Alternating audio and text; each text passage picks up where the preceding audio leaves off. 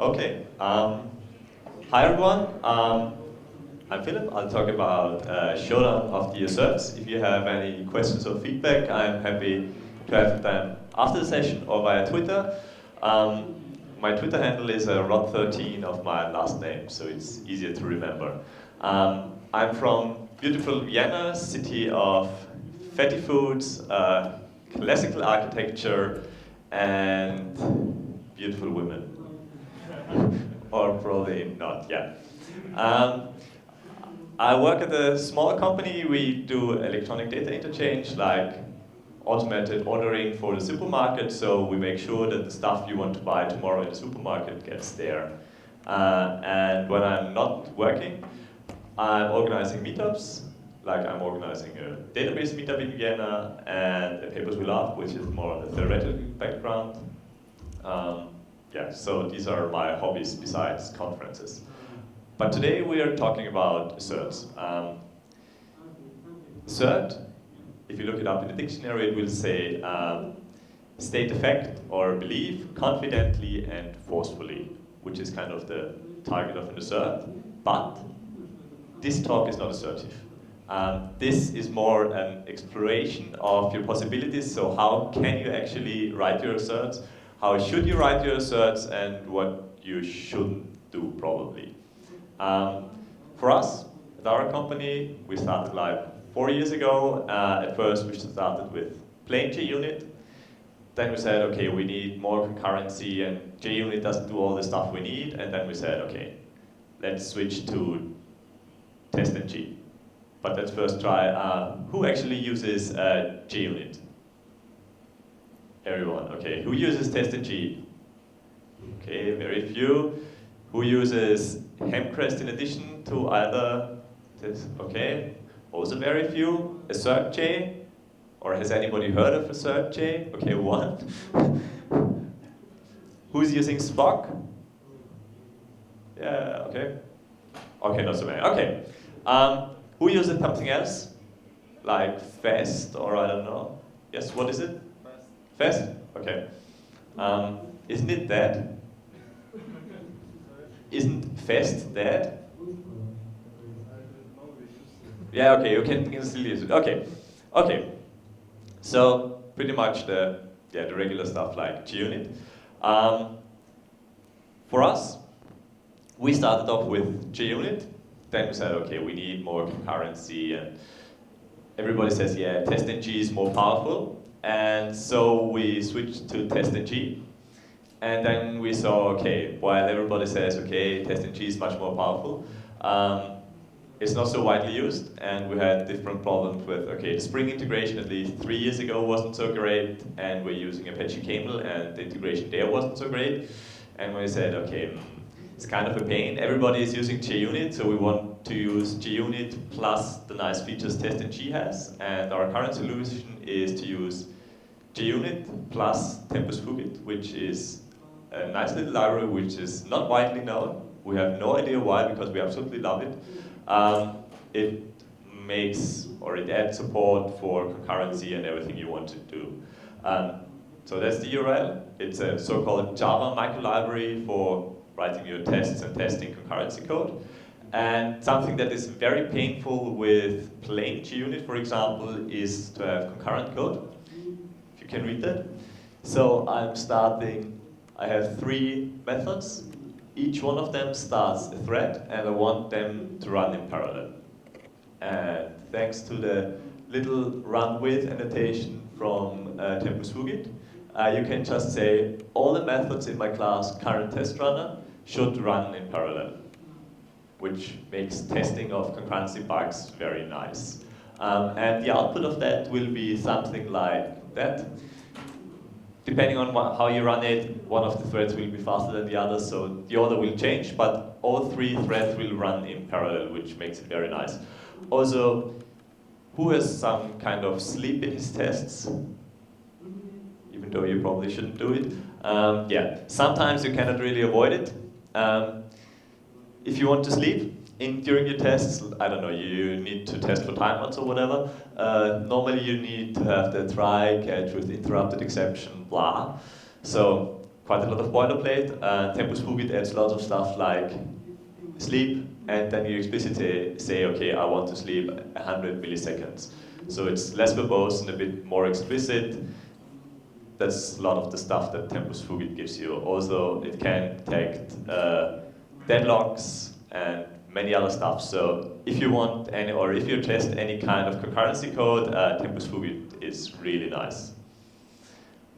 Okay, so we were back at JUnit, and all our tests looked something like this. We had an assert not equals whatever, the unexpected and the actual value. Sometimes we even have comments, sometimes we don't.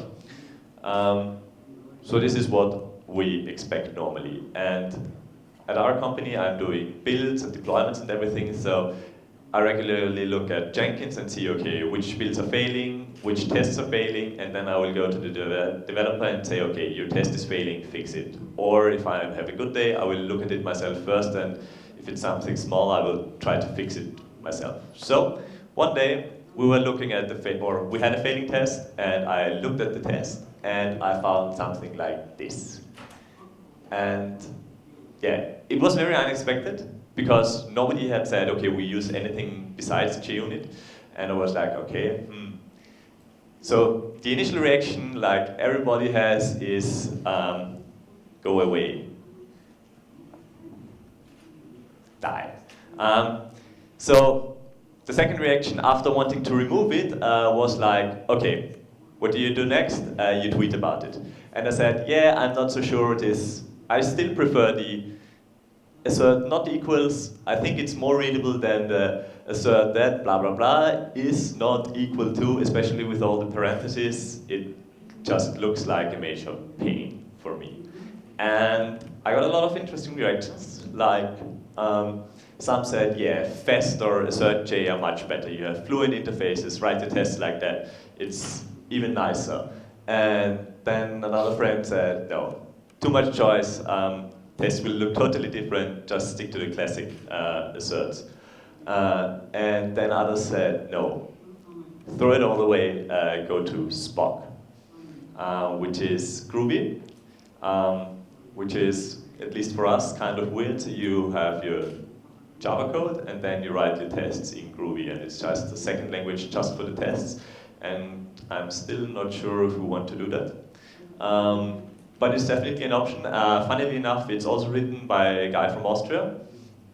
I think he's now working at Apple, but he was working for Gradleware, for Gradle and Groovy, and that's why he wrote the test framework in Groovy, actually. So that was kind of the start for this talk. We had all these ideas, and then I said, okay, I want just to give it a try, so what are the options, and what should you actually use, or what shouldn't you use? And it's very nice if you initialize a project with Gradle, it adds a comment. Declare the dependency for your favorite test framework you want to use in your tests.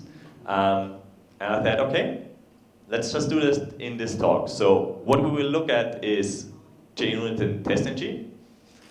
Then for the asserts, Hemcrest, AssertJ, and I've added truth instead of Fest. And finally Spock. So this is kind of, those are the frameworks and tools I want to take a look at. And yeah, I've removed Fest because from what I can tell, Fest is pretty much dead. Even if you cannot read it, the last commit is more than 2 years ago. Was more than 2 years ago, so if you're using it in your code base, still it works fine. But for example, AssertJ even has their own bash script to convert your Fest test to assert. So yeah, to me it looked very dead, so I didn't really consider it any further. Okay, so just because of all the different names and all the different things, they're not all doing the same. Just to clear up that kind of confusion, JUnit is a testing framework. It's like the original framework, it's widely used, it's pretty Spartan. And then people said, okay, we need something else. Like, for example, for the concurrency tests, we want to use TesterG. It's, trying to be compatible with JUnit. So the idea is kind of, you just have your JUnit tests, and then you replace the imports, change a little bit of the configuration, but otherwise you can easily switch between TestNG and JUnit. That's also why we were able to easily switch twice between the two frameworks, because except for the imports, you just replace them, and otherwise it's working mostly just as before. So these are the two testing frameworks. They will just run your tests. On top of the actual framework, you have your libraries to do the asserts. So the first one is Hemcrest, which kind of replaces the JUnit and TestNG asserts. The same thing is Shortchain, which is kind of the new implementation of Fest, and it's a fork. Then there is Truth, which is a really nice name, but it's just the same. So these three, Hemcrest, Assertj, and Truth, they will just replace your assert statements and have a nicer syntax. And then there is Spock, which is also a testing framework, which is written in Groovy, but it uses the JUnit runner, so it builds kind of the JUnit framework. Plus, it adds mocking and stubbing to the framework. So while I don't want to go into too much proxies, mocking, stubbing, whatever in your tests, Spock is kind of a solution for everything. So Spock has more of this holistic approach, so we do everything for you. You don't need to add any other libraries, while JUnit, for example, is very Spartan and it says, okay, if you want to add mocking, you need to add Mockito, for example, or you need to add Selenium if you want to test your interface. So these are basically your options. Now let's take a look at the original code I had. So at first we have had our assert not equals, and then we had is not equal to. And maybe it was just bad luck because I started at this example first and I didn't really like the syntax because, well, first it changes the order of arguments. So if you've used one of these frameworks and you change the order of arguments, you will probably always mix it up in the future. This example at least is longer with Mockito, and it needs additional dependencies. Even though I think Hemcrest is just 300 kilobytes or something like that, it's still an additional dependency, and I'm always trying to minimize my dependencies. So I'm not really convinced, or I was not really convinced, and just to take a look at the different syntaxes, we're testing, I don't know, the most simple method we can find, like we're adding two integers and ensuring that the right result will come back. So I will always include the imports because it's getting very complicated with all the different frameworks because some of them use the same keywords and you need to actually look at the imports to know what you're using. So you have JUnit, you have the test annotation you import and the assert, and you say, okay, you have the actual result or the expected result, and then you do the actual calculation, and the two should match. Okay, so if I switch to TestNG, for those using TestNG, what will change? Sorry? Places will change. Exactly. The order of arguments changes. Otherwise, it's mainly the imports. Not much changes, but the order of arguments changes, just to add a little more confusion. And like in our code base, where we've switched multiple times between the frameworks, the order is, I don't know, like 30% is definitely wrong. And it just adds to the confusion. Okay, then we add Hemcrest. So the test annotation is the same. You just say assert that, and then you can say equal to. So this is pretty similar. I'm not sure if it's much better, but yeah. So what to note here is the equal to is actually inside the assert, which is different to the others, because if you look at the Assertj example, there you have is equal to, but that's actually after the assert that. So you have a fluent interface and you can then add multiple conditions on a single element you want to check, which is nice. Truth uses kind of the same syntax, However, while you can just add it at the end, it's not chainable, so you can only add a single element for testing, which is not so nice. But otherwise, the syntax looks pretty much the same, except for JUnit and TesterG, everybody uses assert that, and yeah, your IDE will tell you your options.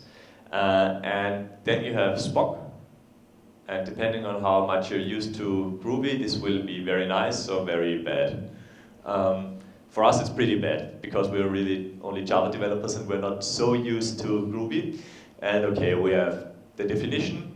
What I like is that the method name is always kind of the comment, so it's always a string, and you document what you actually want to run there. And if you, in your IDE, click on the run test, it will actually tell you the method name, and it's much more informational than like regular JUnit tests. Otherwise, the simplest form you can use is I expect. Yeah, the two things are the same. You don't have any special equals or asserts, you're just using Boolean values, and those will be evaluated for you, and they will, yeah, work fine. Okay, so that's the basic syntax, and now let's look at some differences, or yeah. Let's start with JUnit, which is, since everybody is using JUnit, I'm not saying it's different to anything, that's kind of the basis we're using. I'm sure everybody knows those methods like assert true, assert false, whatever. You have the fail. I'm not sure how widely that's used. With you, we use it quite a lot, especially when we make sure if an exception has been thrown, and if the exception hasn't been thrown, we should run into the fail and actually discover it there. Otherwise, it's pretty much, yeah, what everybody is using, I guess. Which is generally fine. Except sometimes the readability kind of suffers. So if you define your own bad version of pi, which there's no real world use to do, but you can do it. So you can say, okay, I'm asserting that equals is, first I have the comment, then I have the actual value I want to test against, then I have my bad value, and do you know what the last argument is? Sorry? Yeah, that's the accuracy. So it should be, I'm considering this test to be true if my pi is within .1 to the actual pi value. Which is not great for readability, and just stuffing more arguments into it doesn't really help. And we'll see that the others can do much better there. TesterG. Since TesterG tries to do everything JUnit does, just add a bit more functionality. It's pretty much the same. The only thing is you have the TesterG asserts, which use the different order of arguments, and you have the TesterG JUnit imports, which use the same argument order as JUnit does. So depending on what import you use, the order of arguments can again be changed. And you basically always need to look at the imports to know if you're using the right one, or you just, yeah, need to trust your IDE. Okay, so those are pretty much the same. The next one is Hemcrest, which is actually advertised on the JUnit website, which I find very nice, that they say, okay, our asserts are probably so bad you want to use something else, look at Hemcrest here. And Hemcrest is actually very nice. So, for example, the example with my own bad version of pi is you just say, assert that my pi is close to the real pi, and the accuracy is 0.1 again.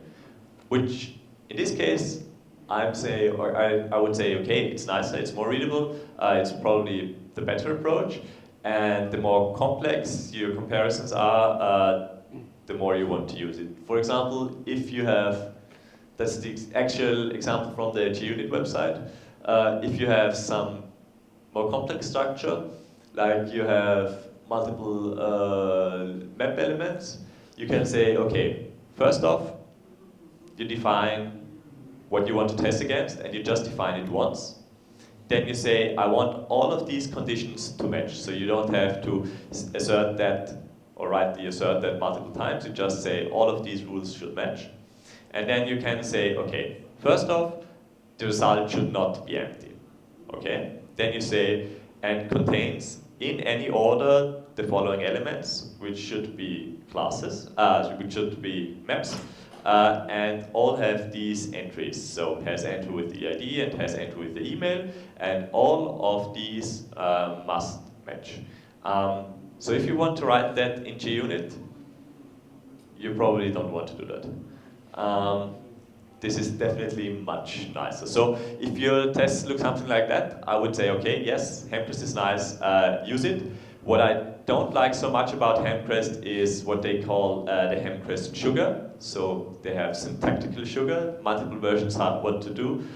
So just to do a simple comparison, you can say something is equal to, something is equal to, and something is whatever. And all of those three do the same. So depending on who writes the tests, they might look very differently. And if your rules get more complex, like you have a not equal, again, it will be even more complex. And yeah. So I'm myself not sure if this is really such a nice idea. So I would prefer Hemcrest without the syntactical sugar. If there's just a single way to write it, I think it would be clearer. But yeah, that's life. And if you want to do something a bit more complex, which is probably so complex that you cannot read it, if you want to register your own custom matcher, you can more or less easily do that. I'm not sure how easily you can, or depending on the situation, it will be more or less easy. Here we just say we instantiate a factory. Not a number is our new matcher we want to use, and then we can add a description if the thing fails, and define the matcher safely, the actual definition. So if we want to say, okay, assert that something is not a number and it fails, that's the result you can get. And of course, the examples can get much more difficult. But it's nice to be able to write your own matches. Okay, next up, AssertJ, which has a Fluent interface, which is really nice, because like in the example before with Hemcrest, we had has all off, and you had to nest it pretty deeply. Here you don't. Here you just say, okay, first you have the assert with what you want to test, then you say it's not empty, and then you can simply extract the values you actually want to test, and then you say you have the following tuples. So you have one element which has the ID 76 and the email roadrunner, like before, and one with the tuple of the ID 56 and the email address Wiley, which is much shorter than Hemcrest. So maybe AssertJ is even nicer than Hemcrest, I'm not sure. Some stuff is different. You don't have if you want to go back to the pi example, you can just say is close to, but that's unfortunately not taking a double, but you can specify it as a percentage. So how much can it be off in percent, and it's still valid, which is also nice. Okay. And then we have truth, which is, as I said, it's fluent, so you can simply add your conditions, but it's not chainable. So I can only add a single contains entry. If I would want to add another contains, it won't work. You need to add another assert that with another contains entry. So I got the impression that truth is kind of nice, but it's somewhat simpler, and yeah. The only thing that it does pretty well is that it has not just asserts, but it adds two new concepts. So you have assert, like you had in all other frameworks, where the test aborts or fails if a condition doesn't match.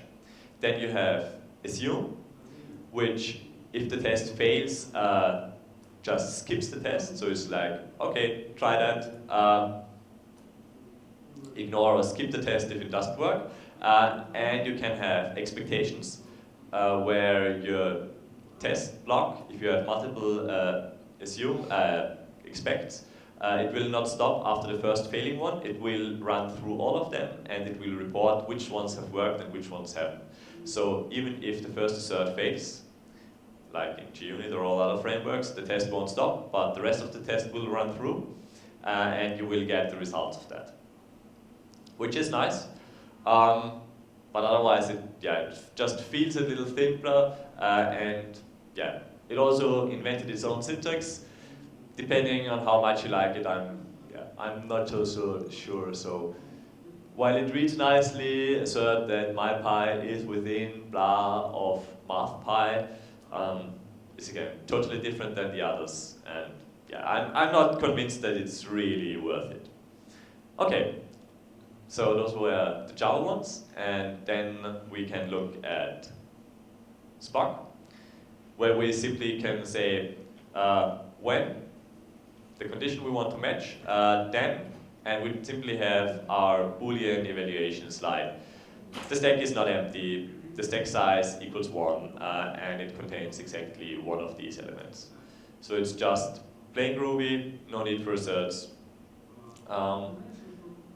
So here it's not really giving you that much more, but what is nice is that you can simply say, okay, I expect some expression to evaluate to something, and then you can just give it like a table of things to test.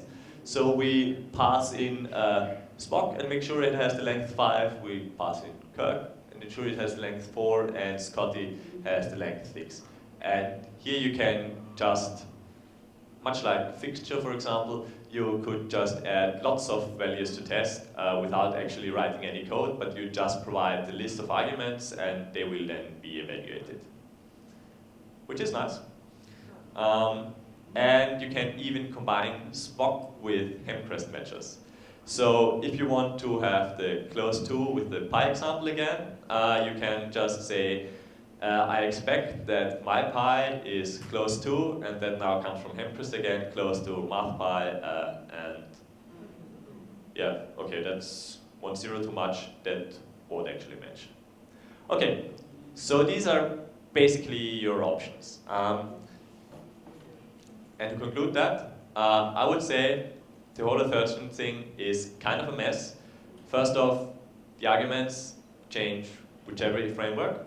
You have the traditional methods versus fluent interfaces, which is also kind of personal preference, which one do you prefer? And depending on the framework, especially with hemcrest, you can get very different styles of asserts. I'm not entirely sure if you really want that. So what I would definitely advise everybody is stick to either one technology or one technology combination. Never include hemcrest and Shortchain, because both use assert that and it will just be chaos. And if you're just using plain JUnit, if that works for you, I guess it's fine.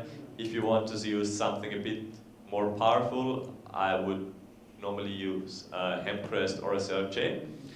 I think both of their merits. Truth doesn't look that nice, at least not for me. And for the purists, there's a very nice blog post which actually says all this fanciness just distracts from the actual thing you want to do, and to write really good unit tests, just focus on the basic stuff and don't get too fancy with mocking with the syntax of the asserts.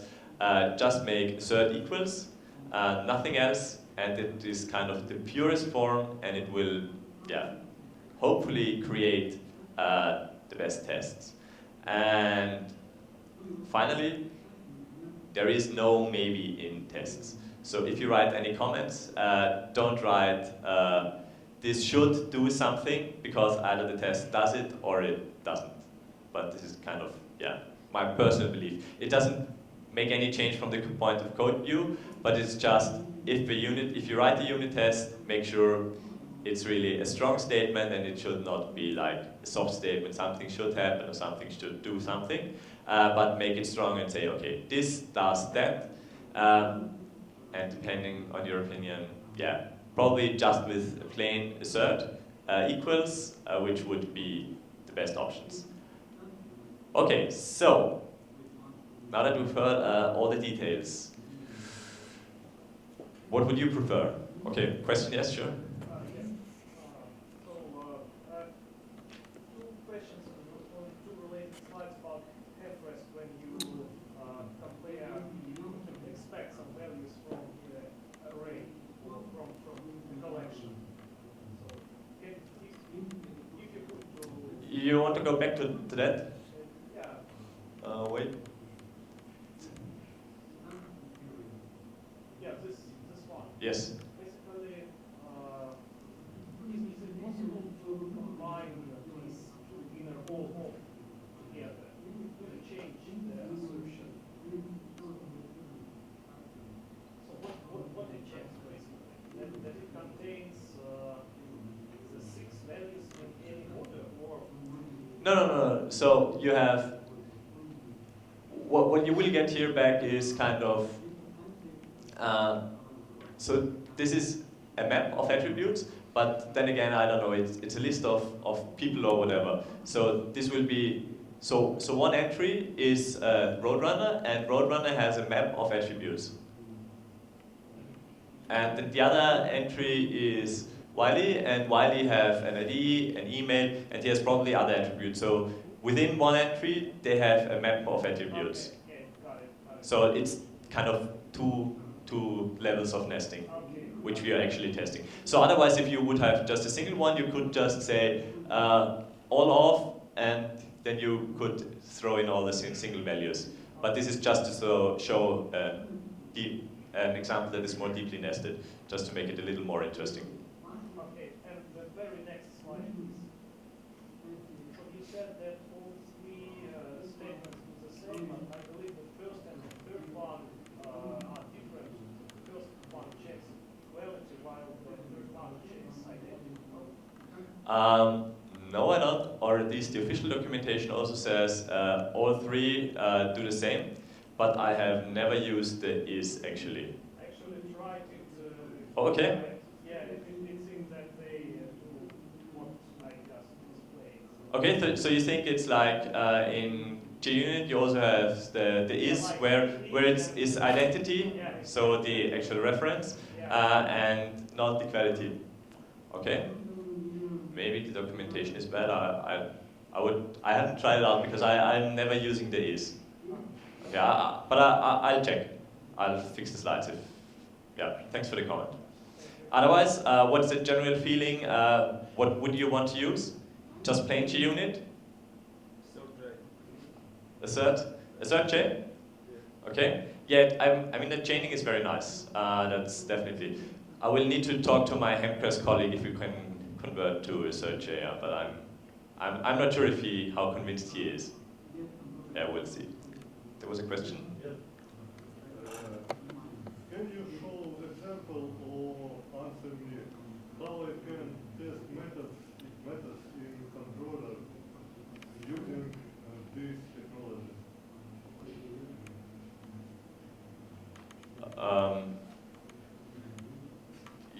You mean what makes the controller so special? REST controller, for example. Oh, so you don't want to use a unit test, but a test via REST? How I can test this method while developing REST controller using, for example, Hemcrest or others? Oh, well, Hemcrest will only add the asserts. The basic testing is JUnit or TesterG, so that will stay the same. So Hemcrest is just the assert syntax. Or you mean you want to write your own checker for the return state. Then you can write the custom matcher. If you have something very special, you can write your own custom matcher. I think Vladimir has done it. Yeah.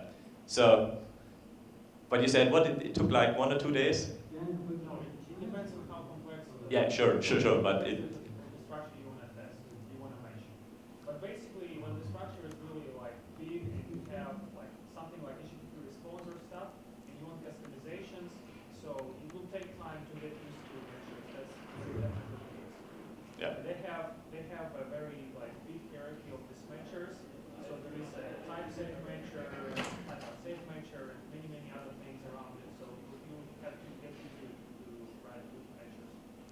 Yeah, but it's probably still worth it because otherwise you would just need to parse it yourself, and then you would just, each time you want to test it, you would just do, I don't know, time, or specifically drill down, assert, extract the return code and make sure it matches something. So it's definitely the better option.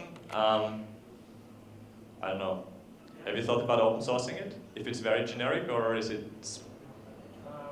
Well, so it's kind of tied to JAX responses. Okay. So yeah, and we didn't make an effort to make it really spread across different types of responses. So in our case, we have lots of different types of tests, and all of them are dealing with HTTP and have different responses. Sometimes it's just strings, sometimes it's a set of bytes or an array of bytes. Sometimes it's just a REST response, sometimes it's a string response. So in order for this library to be really useful, it makes sense to have vectors for all of these and do this stuff. Yeah, which is probably kind of a lot of work. But I'm wondering that nobody has done that already, because it would sound like No, it's not there. it's not there. Okay, too bad. So you all need to write your own Hemcrest matchers if you want to do it properly, or you just write a bad one just for with JUnit, where you just match the return code and some string. Any more questions? Yes. Could you please explain this fancy framework that you are using with JUnit? The what framework? I don't know. You mentioned it on the beginning. Current framework. Tempus Fugit. Yeah. Yes. So Tempus Fugit is just an add-on for JUnit. I'm not sure if it works with TesterG. It's probably not required with TesterG, but it tries to add like the concurrency enhancements you would have in TesterG to JUnit, because in JUnit, while you can have code to run in parallel, it's a major pain in the ass, and you don't want to do that. And Tempus Fugit is just mainly annotation driven, and then you can just say, okay, these three methods should run in parallel, or here is a specific timeout or a time constraint. So it's like Tempus Fugit, which probably comes from Latin, is like time flies, and it's focused on this whole timing aspect. So if you have multiple threads running, how do they interact? Do they have deadlocks? Can I test them in parallel? Can I set like a time boundary, how long they take in combination, and all that stuff. So that's Tempus Fugit basically.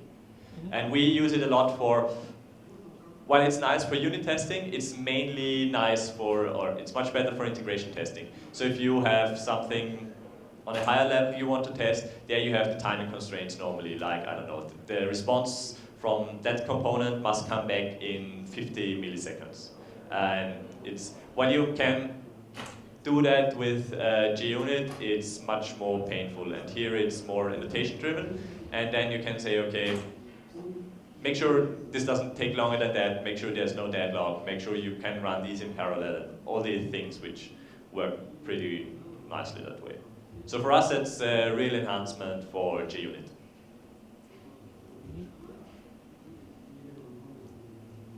Any more questions? No? Okay, thank you. I have another session about MongoDB and why mapping to MongoDB is much nicer from Java than to relational world, because you don't have the impedance mismatch. Yeah. Hope to see you later.